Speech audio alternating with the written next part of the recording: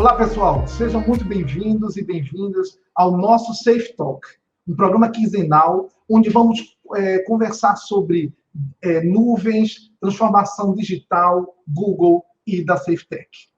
E hoje temos um tema muito interessante que é tecnologia na educação como forma de inovação social. E para falar um pouco sobre esse assunto, que é tão importante, vamos chamar o nosso amigo Pedro Verda, que é cofundador e diretor de inovação da Verda. Né? Pedro, conta aí um pouco para a gente aí o que é a Verda e como vocês trabalham essa inovação social. Saulo, é um prazer estar com vocês aqui. É incrível quando vocês juntam tecnologia, educação, inovação social. Só essas três palavrinhas já fazem meus olhos brilhar. A gente fundou a Verda, eu e minha sócia Ludmila, há 10 anos. A Verda é um laboratório de inovação social. A gente desenvolve soluções de impacto para o primeiro, segundo e terceiro setor, sempre levando muito em consideração a experiência colaborativa, a inteligência coletiva. A gente acredita que o óbvio, na verdade, quando a gente quer fazer transformação, o óbvio é a gente escutar o outro, é a gente saber o que é que o outro precisa, mas que muitas vezes o óbvio não acontece. Então a gente quer resgatar essa essência e dizer, olha, se a gente quer transformar a sociedade, vamos escutar as pessoas, vamos criar juntos as soluções de impacto, porque só assim a gente consegue fazer transformações sistêmicas, né, que é o que a gente precisa. Então a Verda atua como laboratório de inovação social, desenvolvendo essas soluções. A gente tem um braço educacional, né, que é o Verda Academy, que a gente desenvolve cursos, experiências de aprendizagem online, offline, in company, abertos, né, e a gente também tem o lado do Verda Experience, que a gente desenvolve eventos. Então, só para vocês terem uma noção, assim, para ficar ainda mais simples, no Verda Lab, por exemplo, a gente desenvolveu uma solução em parceria com o Cesar School, que foi o Impacton Pilar. O Porto Digital, ali no Recife Antigo, tem uma comunidade lá dentro chamada Pilar, né? E a gente, junto com o César, a gente foi querer entender que problemáticas a gente tinha na comunidade do Pilar e que a gente pudesse criar soluções em conjunto para essas problemáticas. A própria comunidade apontou a problemática da empregabilidade formal. Então, a Verda criou um Impacton, ou seja, uma maratona de inovação social, que a gente trouxe representantes da sociedade civil para criar essas soluções junto com os moradores, líderes comunitários, e aí sim a gente ter algum tipo de desenvolvimento socioeconômico naquela região. Já na parte do Academy, a gente tem cursos e experiências de aprendizagem, como, por exemplo, no ano passado, que a gente criou junto ao Sebrae Nacional e Sebrae Pernambuco, a jornada de empreendedorismo social contra o Covid-19. Muitas pessoas perdem seus empregos na pandemia e precisam empreender. Então, por que não ter cursos, oferecer cursos para que essas pessoas já empreendam com consciência social e ambiental? Então, foram 8 cursos que a gente fez, 2 jornadas que totalizou quase 400 empreendedores formados. E, por fim, na parte dos eventos, a gente fez, por exemplo, em novembro do ano passado, o Primavera Festival, que foi um festival feito no Rio Grande do Norte, com o Instituto Cidade Limpa, e também com o Sebrae Rio Grande do Norte, onde a gente teve painéis, debates, rodadas de negócio, tudo sobre empreendedorismo social. Nomes como Rossandro Klingen, Murilo Gun, uma galera do Sistema B, Capitalismo Consciente, todo mundo em painéis, levando conteúdo de transformação para as pessoas. Então, o negócio da gente, em resumo, é causar impacto positivo. Pensou em impacto positivo? Chama a gente. Perfeito, perfeito. Uma galera de nome aí, hein? Realmente. E quando você fala sobre transformação social, às vezes é muito a ideia, né, de você passar apenas do digitalizar aquele trabalho que era feito fisicamente, né? E não é bem assim, né? A transformação social, ela é bem mais que isso, ela é uma mudança de mindset, né? Ela é uma mudança social, né? Claro que a gente vê que durante esse período do ano passado, por exemplo, com a Covid-19, todo esse isolamento social e necessidades, né, realmente de novos saberes, né, de novas ações, a gente notou que nem sempre esse impacto, essa transformação digital, ela chegou a todos, né? Então, a gente, até por uma deficiência realmente que temos nesse corte social, de que algumas pessoas conseguem lidar mais rápido por uma questão de acesso a essas tecnologias, né? Então, Pedro, compartilha com a gente aí a tua opinião sobre como é que nós, né, enquanto sociedade, governantes, iniciativa privada, terceiro setor, né, podemos trazer essas pessoas para que elas realmente possam vivenciar essa transformação digital. Conta aí como é que isso é possível. Saulo, você falou uma coisa que a gente, ano passado, todos nós acompanhamos, né? A questão da pandemia, da migração para o digital, né? De forma necessária até. E a gente começou a perceber isso, que a digitalização não é, na verdade, você levar uma experiência presencial para o mundo digital, para o mundo online, né? Na verdade, a gente criar com as ferramentas digitais experiências que cheguem no resultado que a gente quer, que a gente deseja, mas não necessariamente a metodologia que a Verda utiliza no mundo presencial vai funcionar no digital. A gente precisa saber quais ferramentas cada um tem e saber lidar com todas elas. Então, isso, inclusive, é essencial para que a educação à distância, por exemplo, aconteça, né? Uma aula à distância, ela não vai ser uma réplica de uma aula presencial no outro contexto. A gente vai ter aqui ferramentas até de engajamento, para que as pessoas fiquem ligadas. O tempo é uma coisa muito diferente, né? Uma aula de 1 hora no presencial, né? É muito, você leva bem, quando vai para o digital, 1 hora parece muito. Então, a digitalização, de fato, precisa ter esses cuidados, né? E sobre a questão de como a gente fazer para a gente trazer o poder público, o segundo setor, o setor privado, né, o terceiro setor, para essa sintonia, digamos assim, a gente precisa entender, primeiro de tudo, que apesar da nossa sociedade estar organizada, né, em primeiro, segundo e terceiro setor, isso não pode se tornar gavetas que não se comunicam. Então, eu não posso chegar e dizer, o que cabe ao primeiro setor, ao poder público, é isso, e é isso que o poder público vai fazer, e não se comunica com o segundo ou com o terceiro setor. De forma alguma. Ou a gente vai ter um processo híbrido para que a gente tenha transformação, ou, de fato, a gente não consegue. A gente precisa fazer com que o poder público, que tem uma expertise, que precisa escalar, por exemplo, soluções de impacto, né? Ele se comunique com o terceiro setor, porque o poder público nem sempre está lá na ponta, na comunidade de vulnerabilidade, para saber o que é que o pessoal precisa. Mas aí tem o gestor de uma ONG local, que está na comunidade X, que entende exatamente que a comunidade precisa de mais atenção na saúde pública e não na educação, ou vice-versa. Então, a gente precisa dessa comunicação acontecendo, assim também como o setor privado. As empresas precisam ser cada vez mais conscientes, e ainda bem que estão percebendo isso, até porque nós, enquanto cidadãos e consumidores, a gente também está está pressionando para que as empresas percebam isso, né? Hoje a gente quer saber, eu estou consumindo da tua marca, mas o que é que tua marca deixa de legado? O que é que ela está fazendo? Então é isso, a gente precisa estar sempre fazendo com que primeiro, segundo e terceiro setor e a sociedade civil se comuniquem, senão a gente não consegue a tão sonhada transformação.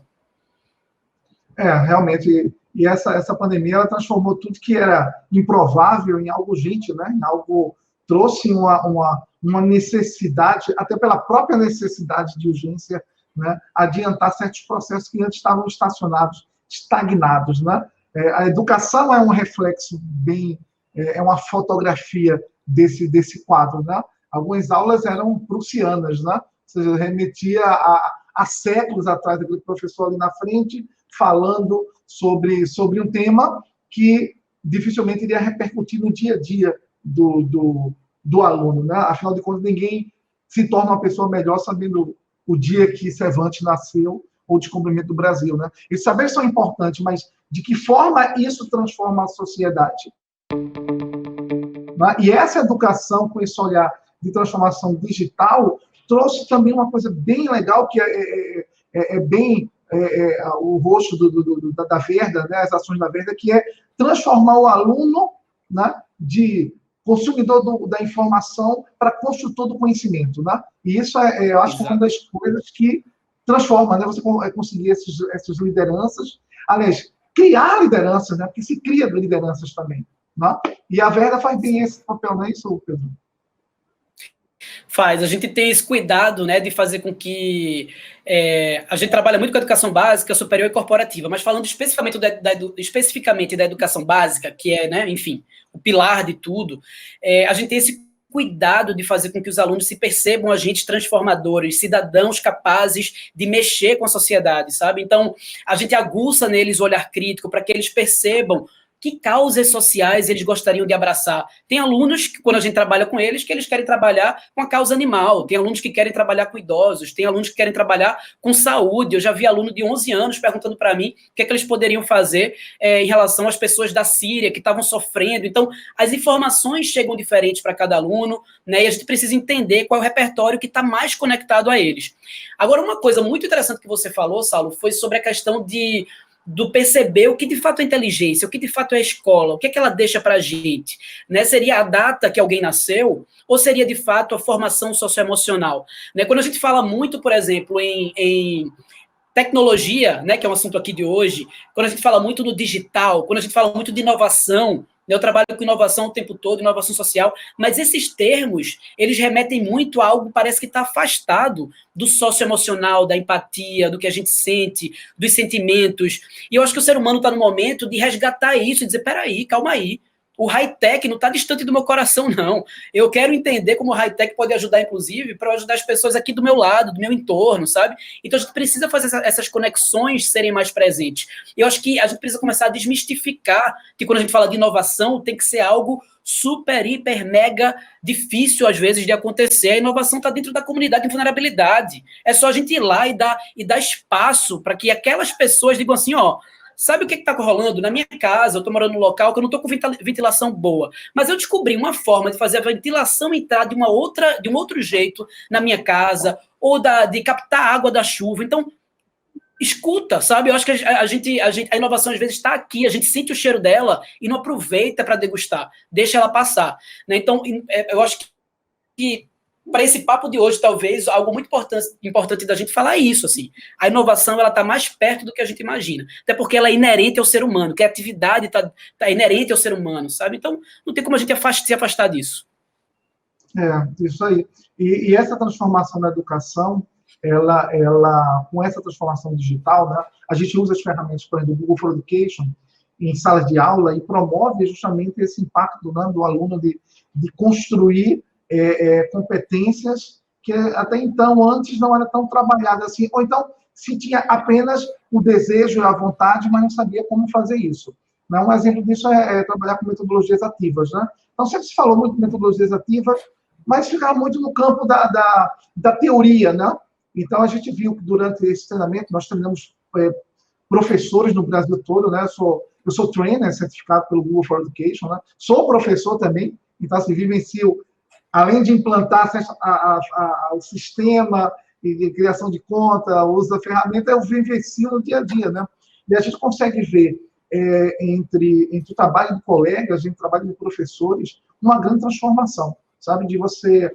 eu vou dar um exemplo aqui, eu dei uma oficina em sala de aula, usando as ferramentas do Google Sites, né? E aí, boa parte dos alunos disseram, caramba, eu vendo trufas, né? A minha tia vende bolo, eu posso usar esse Google Site para promover também essa ação na comunidade? Sim, claro que sim. Né? Então, assim, o aluno ele veio para consumir um certo de conhecimento, mas esse leque é tão aberto que a gente consegue, com as transformações de ferramentas digitais, que o próprio aluno cria realmente esses novos saberes, esses novos olhares para o seu trabalho, que é um fortalecimento local. Né? E diversas... conheço um trabalho também que foi sobre saúde, né? Que foi usado o Google Map, né? Para mapear onde tinha foco de dentes.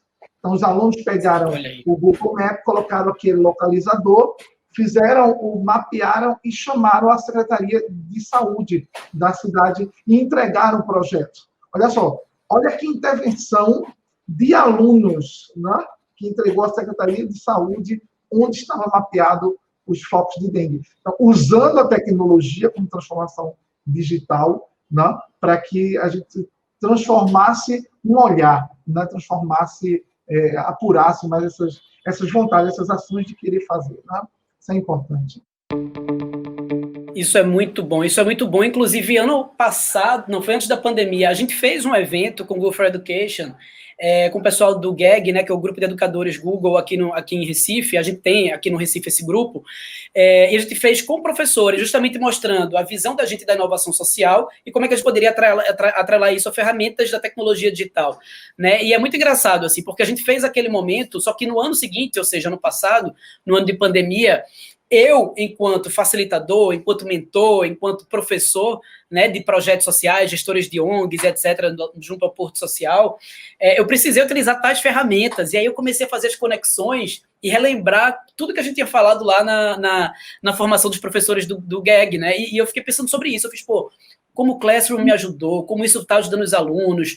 Eu acho que é isso, assim, a gente está no momento de apresentação, da gente se perceber e se permitir também testes, né? A gente está vendo aí surgimento de novas redes sociais que surgem. Testa, vamos entender o que está acontecendo, né? Vamos ver o que, é que isso pode ser útil para a gente. Então, eu sou super a favor da gente apresentar o máximo possível de ferramentas assim para os professores. E assim, eu fico muito feliz, porque professor, né? Professor é incrível, assim, eu deixo até meus parabéns em aberto, porque o ano de 2020 para os professores foi um desafio, né? Foi para todo mundo, mas assim, para os professores e profissionais de saúde foram demais, assim. E eu estava lendo que professores aqui acho que foi Limoeiro, aqui no Agreste de Pernambuco, que professores estavam tendo problemas até por conta da falta de acesso à internet, né? Muitos alunos em regiões do Agreste aqui que não tinham acesso à internet, os professores ficaram, e aí, como é que eu vou dar aula? O que é que eu posso fazer? E aí eles começaram a criar, junto com alunos, estratégias de fazer pílulas das aulas e colocar por transmissão de rádio, sabe? Porque aí a rádio chega para todos. Então, assim, você começa a perceber que a inovação está aí, dentro da gente, como eu falei para vocês. É só a gente deixar as coisas fluírem e acontecerem. E como professor, né, minha área é letras também, minha área de gestão de projetos, mas eu tenho uma perninha em letras, e aí trago aí a etimologia da palavra, né? Inovar, né, em latim, significa trazer para dentro, né? Então, trazer o que é novo para dentro. Então, não transformar, não significa mudança radical, né? Qualquer coisa que você modifica ali traz um saber interessante. Agora, você falou num ponto aí que eu acho crucial, né? Que é o investimento que o Estado faz, né? A partir desse olhar aí, né? de como cidadania, né? O que a gente está numa região que o acesso à internet é bastante precário, né? Então, o Nordeste aí tem 35% da população, né, vive em condições que não favorecem o uso de internet, computadores em casa, né? Aliás, no Brasil todo, né? 74% dos brasileiros, né, com mais de 10 anos não usam internet, né?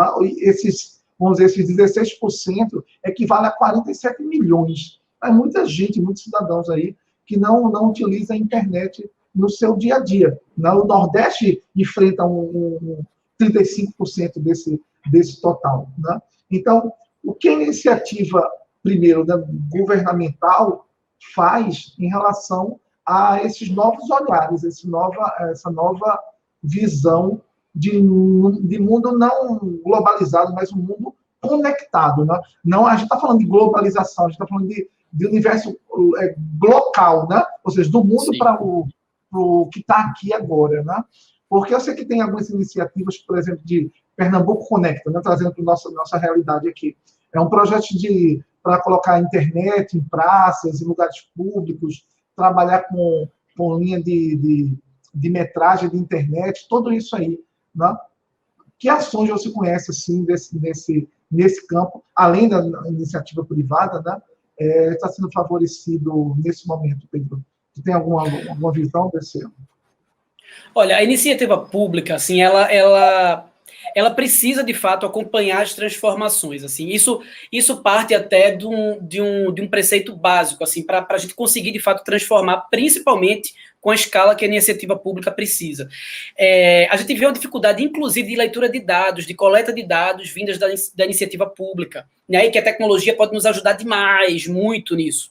Então, eu acho que a iniciativa pública precisa dar um passo para trás, ou, se não for um passo para trás, mas, na verdade, precisa refletir e dizer assim, calma, a gente precisa se reorganizar para que a gente possa ir à frente. Então, desde a gente entender quem é que está sem internet, por quê, testar algumas formas, para a gente poder avançar, sabe? Então, eu acho que o ponto de partida, assim, principalmente em esfera municipal, porque eu sei que estadual e federal, isso é até mais desenvolvido, mas municipal como é que a gente pode ter dados mais assertivos que possam fazer com que a gente avance em relação a levar conexão para todos, conectividade para todos, digamos assim, né? Então, acho que esse é o ponto 1. E segundo de fato, ter políticas públicas mais colaborativas. Isso não só na área na área da tecnologia digital, mas principalmente agora, nesse momento, a gente precisa disso. Mas é isso, sabe? Eu remeto até o primeiro momento que eu falei aqui com vocês hoje, sobre colaboração e etc. A gente precisa fazer com que, de fato, as Políticas públicas, elas surjam através de experiências colaborativas, para fazer com que a gente escute a população, saiba como é que ela utiliza, né, para saber, olha, será que a gente pode fazer por mobile? Como é que a gente faz? Destinaria chip? Como seria essa distribuição? Né? Quanto de dado vai ser utilizado? Ou será que a gente pode fazer uma parceria público-privada? Ou será que a gente pode fazer transformar, por exemplo, espaços em espécies de lan house, espaços de conectividade, espaços centrais dentro de regiões em vulnerabilidade, sabe? Eu vi startups fazendo isso. Por que não fazer uma parceria com essas startups que detêm alguns espaços físicos dentro de comunidades em vulnerabilidade para fazer daquele espaço um ponto de conectividade para quem não tem acesso à internet? Ok, o cara não vai ter internet ainda em casa, mas já é um passo, sabe? A gente precisa começar a pensar em soluções como essas. Perfeito, perfeito, Pedro. É uma grande reflexão essa aí, essa iniciativa. Afinal de contas, tudo mudou, né? Até a forma de fazer política mudou, né? As outras eleições foram todas digitais, né? Talvez nesse aspecto aí, né? Vendo o poder das conectividades, a gente possa avançar nessa questão da educação e outros empreendimentos também, né? Pedro, uma reflexão final aí sobre essas ações, né? Eu sei que a Verda trabalha justamente com essa transformação, transformando alunos, né, em líderes, né, que transformam, como o Paulo Coelho dizia, né, a educação não transforma o mundo, transforma pessoas que transformam o mundo, né? Então, essa formação, como é que você vê essa formação empreendedora, né, com a visão de impacto positivo na nossa sociedade, a partir desse preceito do isolamento social e de novas formas de ver a educação, o empreendedorismo, o papel do cidadão na sociedade? Olha, eu defendo isso desde que eu abri a Verda, assim, que eu me apaixonei por educação básica e por empreendedorismo social. Empreendedorismo social tem que estar dentro da escola, ponto. Assim, eu não vejo outro meio. Eu fiz um TEDx há alguns anos sobre isso e reitero, sabe? Quando você trabalha em empreendedorismo social nas escolas, você desenvolve no aluno as competências cognitivas e as socioemocionais, as competências gerais da BNCC, que é o documento diretriz hoje da educação básica, né, os pilares da Unesco. Então, quando eu comecei a perceber que tudo isso eu conseguia mexer, a partir do momento que eu jogo no aluno a consciência crítica, né, o olhar crítico dele perante a sociedade, que ele tem vontade de criar um projeto de transformação social, que ele cria, desenha com seus amigos, que ele executa, que ele vai na rua, que ele chama o pai para ajudar, que ele se conecta a uma empresa que está no entorno da escola dele para pedir ajuda para aquela empresa, que ele mobiliza os vizinhos, que ele faz um trabalho voluntário, né? A partir do momento que ele percebe isso tudo e ele vê que ele é capaz disso, tá pronto, sabe? Então, eu acho que a gente precisa acelerar a ida do empreendedorismo social para dentro das escolas, não tem outro caminho. Os itinerários formativos do novo ensino médio pedem isso, mas eu acho que já chegou, já era para ter acontecido antes, mas tudo bem, não vamos falar sobre ontem, vamos falar sobre amanhã. Vamos de uma vez por todas, gestores de escolas, secretários de educação, vamos entender que se a gente trabalha empreendedorismo social dentro da escola, a gente vai ter um upgrade, vai ter uma evolução de sociedade enorme, sabe? Então, acho que esse é o grande caminho.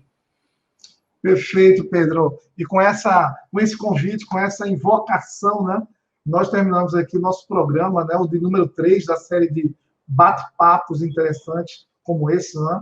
A Safe Talk conta com o apoio de informações da TIC Educação 2019. A Safe Talk agradece ao nosso convidado Pedro Verda, né, da inovação, da Verda, né? E até a próxima, gente. Pedro, muito obrigado. Tchau, pessoal. Obrigado. Contem comigo.